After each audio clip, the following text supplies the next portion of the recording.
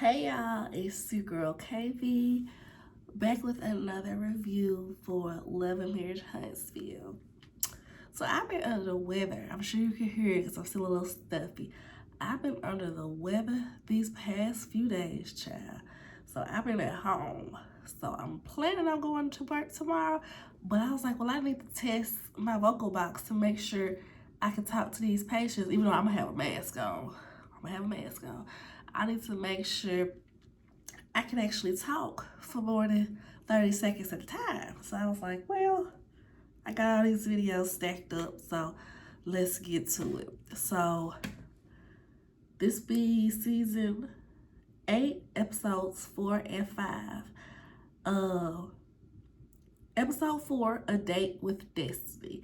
So before we really get into the episode, y'all, we got another Huntsville arrest. Maurice Scott that got arrested for a DUI. I said, baby, this is the third one in like one season, ain't it? First we had Destiny's first. It's an arrest if you turn yourself in, right? Well, same difference. You had to go to jail. Destiny's part 1, Via Martell. Destiny part 2, now Maurice. So this is like officially Love and Marriage Huntsville after lockup, during lockup, whatever. But we gotta add lockup to it because these people just stay in jail, y'all. So I was watching Funky Diva's channel because y'all know he do like a daily little episodic thing since he's not on Fox Soul anymore. And he was talking about how this happened the weekend that he was doing his Down to the Bar series in Huntsville. So apparently, you know, it was his first night getting out there, and he called Marceau to see what he was up to. Marceau ended up calling him back an hour or so later. He goes down there. He said all of that was already drinking. I think he said like Kimmy, Maurice, Tisha, and Marceau. They was already sitting there drinking, having a good old time. I think he said another couple people too. And so he joins in and they really having a good little time. And he wake up in the morning and see that Maurice got arrested for a DUI, y'all. I was too through. So everybody on the line was like, nah, fucking not even getting Reese so drunk, he getting DUI. I said, good Lord, oh Lord. He also mentioned that while he was down there, one of his cousins is real close with Miss Wanda, which is Tisha's mama, Marcel's mother-in-law. And while he was there, Miss Wanda came to visit the cousin. He wanted to meet her. They chit-chatting, kikiing and all that. And Miss Wanda's behind tells them that Tisha had a BBL. I said, not your own mama. Not your own mama out in you, but I was wondering that because remember when they was doing the expo and Tisha had on that little denim outfit? That thing was round and it was thin. And I was like, oh. And even Martell, that was when Martell was like, oh, Tisha looked good. I was suspecting that she might have had a little nip tuck, but I ain't want to say it because they was talking about how she been in the gym and stuff. But Wanda done let it fly to fucking not even of all people knowing that he gonna get on his channel and repeat this information. So, yes, child. Tisha done had a BBL. Maurice done got arrested. What a mess. So, with the episode, this episode was just so meh. It felt like I had to watch it like 3 times to even like want to follow what was going on. So we start at Kimmy's office. She's there. She's on the phone talking business, and Tisha walks in, and Destiny also comes as well. They let Destiny know that they met with Sunny, and Destiny's just like, y'all got it. Kimmy is saying that, you know, Sunny was really there for her when she was going through her cancer process. Like, she was there. She was there. She was praying for me, and she was just really there for me. So she felt like she owed it to her to get the story directly from Sunny and not just get what the blogs are saying. Blogs. That sounds so ugly, being sick. Blogs. So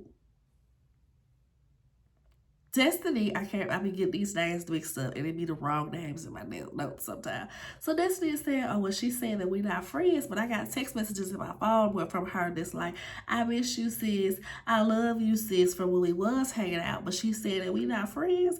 Her sister even invited me to her birthday trip, but we weren't friends.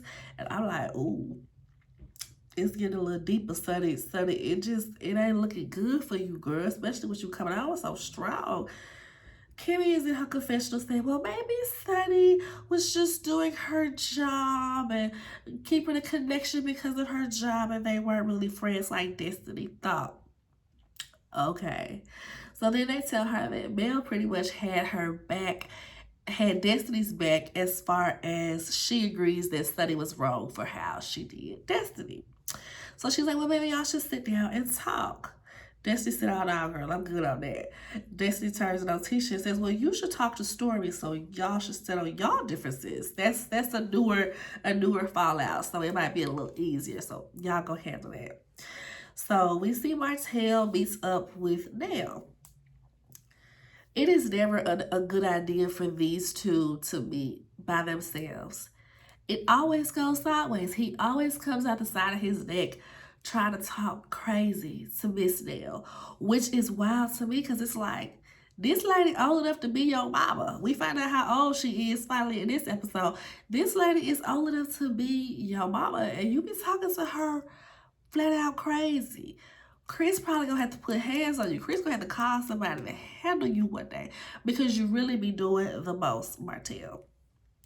So, like I said, he's meeting up with Nell, and Nell is going to say to him, well, I really don't agree with how Melanie had you arrested. Girl, Nell is such a flip-flopping pick-me that it is exhausting.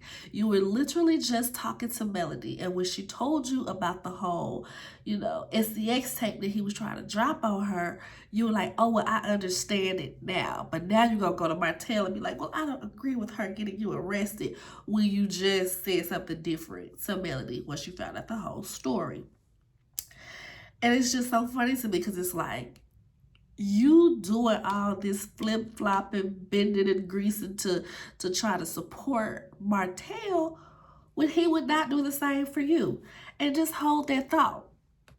Because he's going to get there in a second. So where he going to show that he ain't down for you like you be down for him.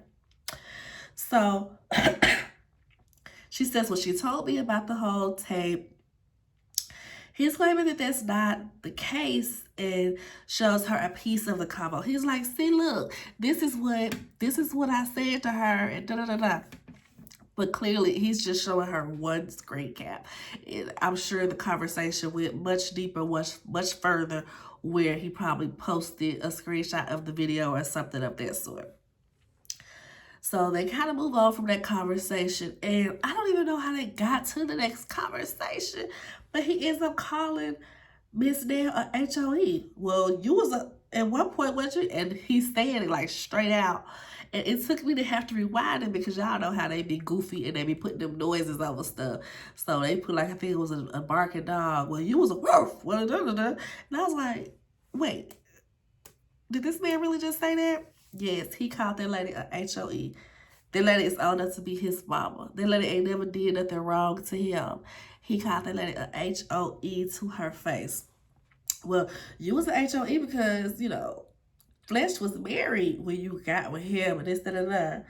And she's just like, no, I ain't never been no HOE. Like, no, don't say that. Don't say that. So at this point, she's just like, she's over it. She tells him that her 60th birthday is coming up. Baby, her 60th ever looked so good. Miss Nell. And I know she said she had a little nip tuck here and there, but even the face is just so youthful. Like, Miss Nell, whoever you went to do whatever they did, 60 ain't never looked so good, my girl. Looking good. She says that her 60th birthday is coming up, and she just wanted to let him know that she gonna have Mel at the party, so he not invited. Period. Next, we see Reese and Marcel are at Black, look like they're in a private room or something in the back, and they talking and they about to meet. I put Brack. I'm like, who the heck is Brack? Black. They about to meet with Moses for a little guy chat. They kind of grilling him on the marriage because they like, dang, you know, you was with Destiny one day and then you married to Sunny the next. Like, what's going on? We confused about it. Marcel kind of defends him in the sense that he was like, well, I proposed to Tisha after a month of dating. Like, it don't take you to have to finish the whole dessert to know that's what you want, that's what you like. Okay. All right. Both of y'all saw what y'all wanted in a mate and you jumped on it and you went for it. It may have not been pure sheer love. In Marcel's case, he saw somebody that would be barefoot and pregnant raising his kids with no back talk. In Moses' case, he saw somebody that could be the breadwinner, that could be financing whatever he want to do.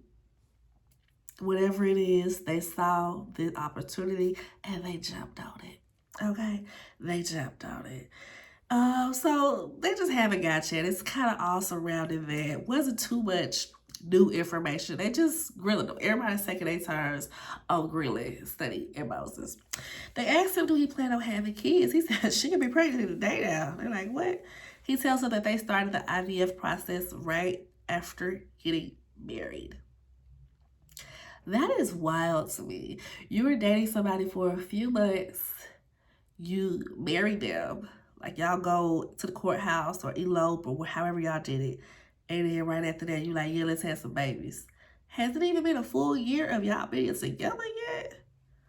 I know y'all older, y'all ain't got much time to wait and waste, but my God. Next, we see Ken and Trisha have their double date with Stormy and Courtney at the gym. Even though Courtney said he didn't want to work out with them because they fitness junkies. He ain't got time for all that. But they separate off so the men can talk alone and the women can do the same. Trisha is telling Stormy that she's pretty reserved and she just kind of feels a way about fully enjoying things because she feels like the tables are always about to turn. She lost her parents 6 months apart from each other, and then she lost her sister shortly after that. So she feels like if she does start enjoying life, something's just gonna come and wreck it all. So she doesn't want to sit back and truly enjoy this life, love, and happiness. And you can kind of tell in her personality because I was like, is she reserved for the cameras or is she just reserved because that's her personality? So it seems like it's a mix of both. She also mentions that her ex-husband was not there for her in that time, that she was grieving. He just wasn't the person that she needed in that time. I feel like everything else they was talking about was just stuff that we already heard. She tells Stormy, I think this is where she tells Stormy that she's still married. I can't remember. Like I said, the same conversation is had with every single cast member, so I can never quite remember who had it, when, and where. So, as they finish it up, Stormy tells Trisha, I need to borrow your body. I know it's going to sound weird, but I need to borrow your body. She's like, what? But Stormy is doing an oil launch for Canvas Beauty, and she wants her to be a body model. So she wants to put her in some tiny little clothes and rub oil on her body to show how good the oil is. So next we see Chris goes to confront Martell for calling Nell a side chick and an HOE. She ain't no side chick, bro. She ain't no side chick. Well, yeah, not anymore because y'all married. Nah, she ain't never been a side chick. She never was, never is a side chick. I feel like Chris be ready to fight this man. Because like I said, every time Martell goes to talk to Miss Nell by himself, he ends up disrespecting her. And not just a little disrespect, not like the old folks disrespect, like, you disagree with me, so it's disrespectful. No, like flat out disrespecting her. So I feel like Chris be like one step from slapping the dog out of Martell. Anyway, they move on to the conversation of the SCX tape, the revenge PORN. And Martell is just like, it wasn't no video, it was a picture. He said, well, it was a naked picture, ask Mel. Every time Chris asks him something, well, ask Mel, ask Mel, ask Mel. Real annoying, real irrelevant. Next scene. Next we see, my tongue blew because the cough dropped. Destiny goes to see Moses and they have a conversation about him marrying Sonny. Because the guys, I feel like this was when they were in Black, the guys kind of convinced him to sit down with I said Melody, I meant Destiny. The guys convinced him to sit down with Destiny because they was like, well, if Destiny blesses y'all situation, then everybody else will get off y'all back. They knew good and well Destiny wasn't blessing nothing. They just wanted best for the show. Ain't no way Destiny was gonna bless that. They played too much. They played too much. So they having to sit down, y'all. They meet at a restaurant. He says, he is open to hear her perspective on the situation. She's sitting there looking like, boy, you got some nerve. Like, what is you talking about? My perspective on the situation? Y'all was wrong. You cheated and you married my producer. Y'all was wrong. What perspective is there for you to see? Like, you already know what it is. Moses is looking at Destiny all hard. Like, he's trying to woo her or try to see if she still got feelings. Like, the way he's looking at her, it's very lustful. It was very much like, how is Sunny gonna feel when she see this footage? That's all I can figure. How is Sunny gonna feel when she sees this footage? He claimed he heard to set the record straight that they were broken up when he started with Sunny. She said she finds it interesting now he wants to have that conversation. I said, yep, girl, now that he done married the lady and now that the cameras are up, now he wants to have that conversation. It was a scheme set up by Carlos to come to us with the bull.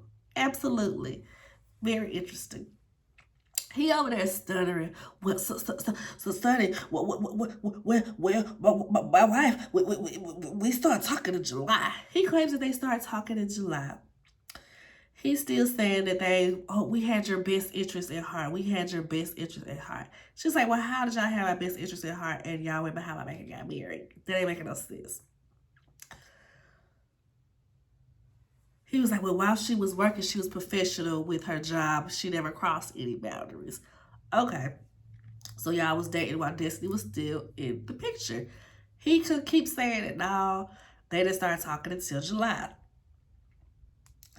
He tries to make Destiny feel bad, talking about how she would not come and see him. She wouldn't come and see him. She's like, I was coming to see you every other weekend for months. I said, whenever that ex-husband had that baby, she was coming out there to see you, it sounds like. Up until filming started, probably, she couldn't really go like that because she had to work. That's what it sounded like. So he mentions that, well, you didn't come to my birthday party. She said, I feel like you wanted me to court you like you were the girlfriend. You wanted to be my girlfriend. I said, oh. He lies and says that they were over when he started with Sunny. When did y'all start dating? We started dating in July. Oh, okay, well, you were still sending me money and text messages saying I love you in August. Well, I broke up with you in April. Oh, you broke up with me in April, but you were still sending I love yous and text messages and we were still communicating up until August when I told you I choose me. I said, ooh. She's like, I got all this, I can pull up text messages, right? Like, why you lying when this is so provable? Like, sir. So that's where that first episode is, and the next one starts. I'm not doing too bad, guys. I'm not about to, die. I thought I was going to be out here like R. Kelly. I'm fighting for my life. I'm not too bad. So, episode 5, Waiting to Ex-Wife. This episode picks up where it left off. Destiny and Moses sitting there. Don't forget, I'm still her. I'm still her. He's like, well, I'm still him. I'm still him. He claims she wasn't coming to see him. Blah, blah, blah. But apparently, I already said that part. It seems like once they started filming, she couldn't see him as much, and she was expecting him to come to her, and he didn't. So I guess that's what she realized. He might not be the one. He says that the weight of what she had going on was too much for him. I'm like, I can see that. She got a newborn at home and want him to pay all the bills and, completely be there. And I'm like, yeah, that might be a bit much. Like, he ain't no Russell Wilson, okay? That's all I'm saying. He ain't no Russell Wilson. He ain't coming in with the cape on and taking over, okay? So that conversation is. Later on, we see Moses goes and meet with his wife, Sunny, to fill her in on his talk with Destiny. Every time we see Sunny, she just makes it worse for herself. She just does not seem like a likable person. She doesn't. She was so nasty, so rude, and also insecure. Because she immediately asked when he said he would go meet Destiny, oh, well, what did she have on? What was she wearing? Did she have on a dress? Did she have on heels? Oh, so she was trying to be cute. Girl, you already took the girl man. You still jealous of her? Is that deep? So you've been in a one-sided beef, one-sided competition with this lady from day one. It sounded like, because this sounds a little deeper. If you just accidentally took her man, it wouldn't be all of this. She talks about how Destiny was only getting flued out to go to hotels and get bagged on. She was a side piece, one of many. So why would she think that she was a girlfriend? Moses is weak AF for letting Sunny pop off like this about somebody that he used to deal with. Just weak. Like, it's just so disrespectful because you was in a relationship with that girl. So to let her talk down on her, knowing the situation, it's just childish and weak. Woo, I'm gonna have to finish this up. Okay, where we at with it? He also was like, oh, just to let you know, I forgot to wear my ring. I forgot to wear my ring when I met with Destiny. I said, I thought you forgot to wear your ring. She said, oh, so you was looking like you was on a date with your ex-girlfriend. Oh, now she an ex because you was just calling her a side chick or a jump off a couple minutes ago. But now she the ex. Now you can admit that she was the ex. Then she ends up being like, well, you chose me out of all the women. You chose me. They kissing and stuff. I'm like, girl, that is not the flex that you think it is, okay? You sound goofy. He probably chose you because you had the biggest pocketbook and was the most easily manipulated out of all the women that he was messing with, because this ain't the flex that you think it is. Next, we see that Tisha and Trisha are in the gym for the training session. They working out or whatever. They take their little break, and Tisha is asking her basically who are the cast that she knows. She said that she knows Marcel because Marcel knows her husband, and she's like, well, that's my ex-husband, but I mean, we aren't officially divorced. I was very surprised that she even said that to Letitia because this is their first time meeting. She also lets Letitia know that her and Stormy are very close. Like, I went to school with her husband, and she ended up being my hairstylist, and we got very close. She'll tell him that she was at a wedding, but she just said we got very close. Tisha jokingly says, oh, well, I'm going to have to find me a new trainer. I said, ooh, shady. We see Melody have a slumber party with her single friends. She was throwing a little shade at the cast because she was talking about how basically they need to pick a side. So she'd rather hang with her single friends. She got some pampering. They got like some of her 7th Avenue products. They doing like little manicures, got a little food set up, and they have some girl talk. They talk about how she is picky with men and talk about, oh, well, you hooked me up with a dude with a side tooth. You hooked me up with a dude that had them tight pants. I'm like, girl, you can buy swag. You can fix a side tooth. And she like, no. But she says, she does have a bit of PTSD when it comes to dating. She said, how I'm going to bring somebody in my life when Martell is out here popping up on dates recording me? Like, what? So she admits that her picking apart these men that they choose to pair her with is part of her defense mechanism to protect them from the foolery that is her ex-husband. So next we got this very awkward stage scene in Stormy's house. Stormy has Trisha over and she also invites Martell. She got these rose petals from the door to the couch where I'm like, what was the purpose of that? Like, why are you setting a romantic scene when you married? Trisha's in a long-term relationship. Martell don't need to be thinking about nothing. So she lets Martell in. Martell introduces himself to Trisha. And she looking all crazy. So before all of that though, Martell is confused, like, what are these rose petals? What's going on? What am I walking into? I said, Martell, I'm trying to figure it out too. I'm trying to figure it out too. So Trisha's sitting there looking all crazy in the face because she already knows Martell. So Martell introduces himself. She's like, hey, I'm Trisha. She's like, I went to school. No, she didn't even say it. She just went, how's Tez? Because he was like, do I know you? I know you? From where? I know you? I know you? She's like, how's Tez? He was like, oh, my brother? Oh, you went to school with Tez. Okay. Yeah, my brother, yeah, he back in jail. He back in jail, yeah. Stormy is like, why are y'all being so weird? What is this? Y'all are acting weird. And it's just, this thing goes on for far much longer than it needs to go. I was just like, ooh, please hurry it along. What no better scenes to show us this is what we had to sit and focus on for so long.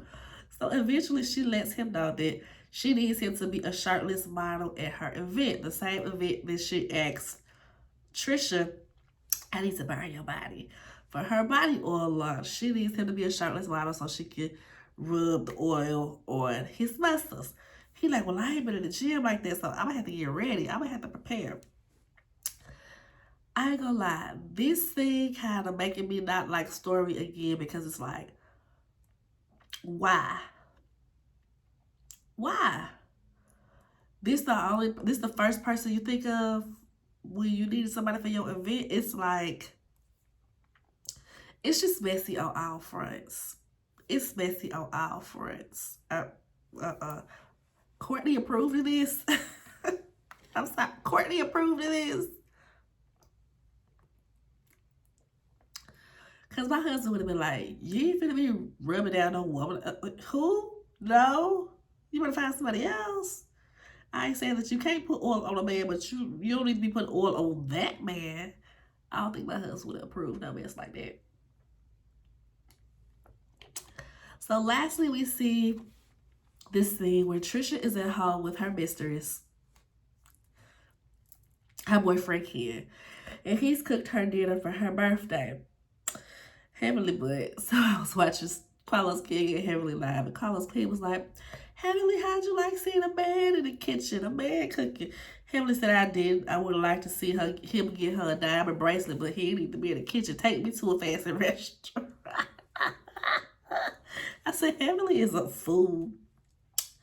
So they're talking. She lets Ken know that she saw Martell, and Martell act like he didn't know her. So I'm like, wait, we really need a background on you and Martell now if y'all's relationship is deep enough for your boyfriend to know about him. So he gets her like this little bangle bracelet for her birthday. And they get on top of it. I think she said like, oh, I thought it was going to be some other jewelry, or when the next piece of jewelry coming, something like that. He was like, don't you need to take care of some stuff first? Like, you still married. This girl is still married.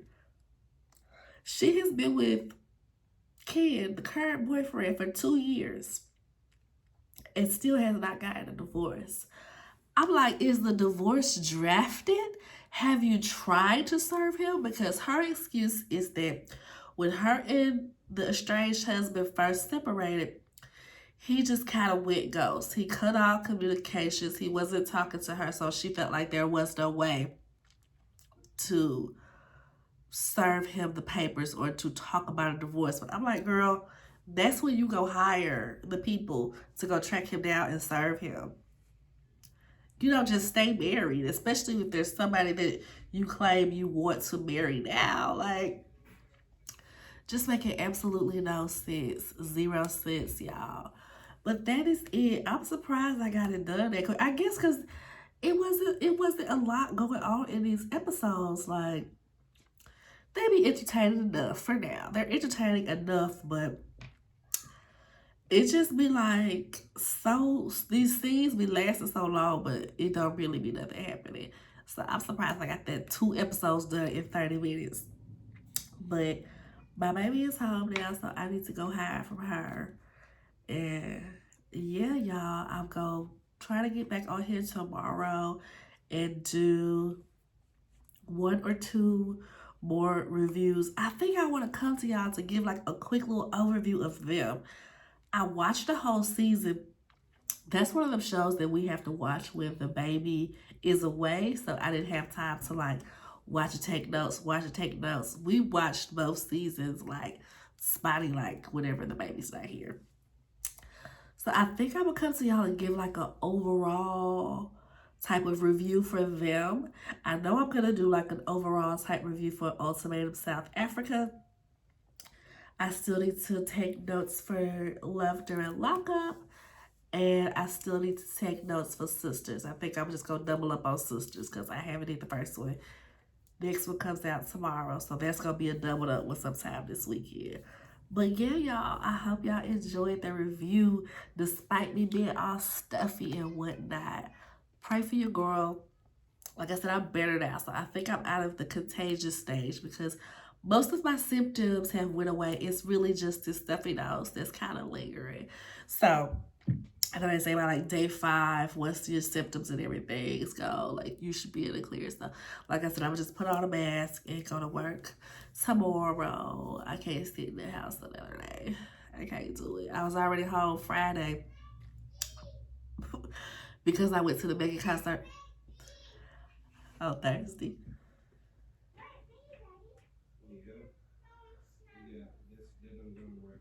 So I've been at home for quite a few days, and I'm just like, I'm getting cabin fever at this point. So yes, your girl has to go back to work tomorrow. So I didn't do too bad on this, and I feel like my vocal cords will be able to survive behind a mask, talking to people for, I think I ain't got that many people no way tomorrow. But yeah, y'all, make sure y'all like the video, thumbs up me, baby.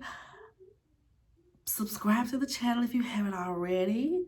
Comment below, let me know what y'all think of these episodes.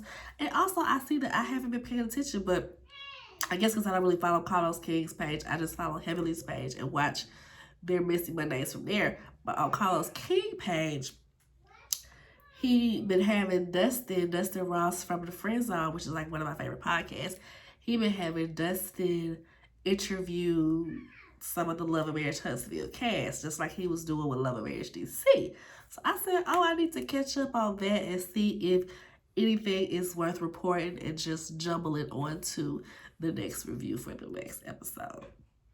But like the video, subscribe to the channel, comment on the video, y'all. I'll see you in the next one.